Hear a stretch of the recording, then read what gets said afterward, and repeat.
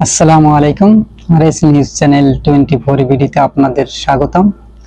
সঙ্গে আছি আমি মোহাম্মদ রেজাউল হাওলাদার। প্রথমে আসি বাংলাদেশের রাজনীতি সংবাদ নিয়ে। ঢাকা বিশ্ববিদ্যালয়ে ছাত্র দলের কর্মসূচি, রেড নোটিশ জারি করে শেখ হাসিনাকে দেশে ফিরিয়ে আনার দাবি। বিস্তারিত। ছাত্রলীগকে ফ্যাসিবাদের দোষর উল্লেখ করে দ্রুত তাদের আইনের আওতায় নিয়ে আসার আহ্বান জানিয়েছেন জাতীয়বাদী ছাত্রদল। পাশাপাশি রেড নোটিশ জারি করে ছাত্র জনতার অভ্যুত্থানে দেশ ত্যাগ করে সাবেক প্রধানমন্ত্রী শেখ হাসিনাকে অতি দ্রুত বাংলাদেশের মাটিতে এনে দ্রুততম সময়ে বিচারের ব্যবস্থা করার জন্য অন্তর্বর্তীকালীন সরকারের কাছে দাবি জানিয়েছেন সংগঠনটি। রবিবার বিকেলে ঢাকা বিশ্ববিদ্যালয়ের রাজু ভাস্কর্যের পাদদেশে এক অবস্থানে কর্মসূচিতে ছাত্রদলের বিশ্ববিদ্যালয় শাখার নেতারা এসব দাবি জানান।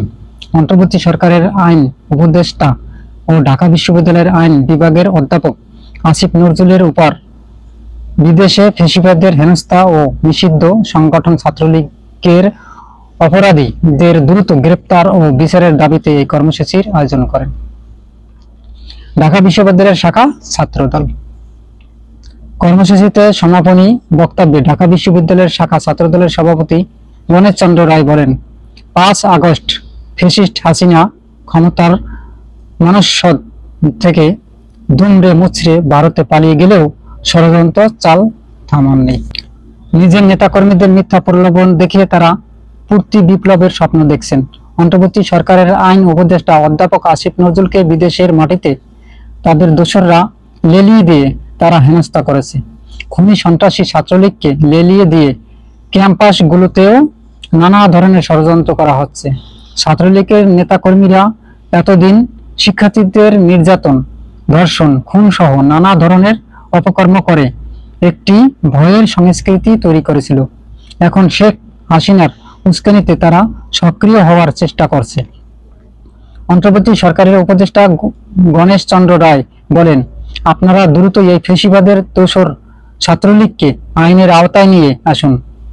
ফ্যাসিস্ট হাসিনাকে রেড নোটিশ জারি করে অতি দ্রুত বাংলাদেশের মাটিতে এনে দ্রুততম সময়ে বিচারের ব্যবস্থা করুন। এ সময় ছাত্র দলের নেতা কর্মীদেরও দিক নির্দেশনা দেন গণেশ চন্দ্র রায়। তিনি বলেন, আপনারা আপনাদের আচার আচরণ, চালচলন অবশ্যই নিয়ন্ত্রণে রাখবেন। হলে হলে ফ্যাসিবাদের দোসরদের কোনো সুযোগ দেওয়া যাবে না।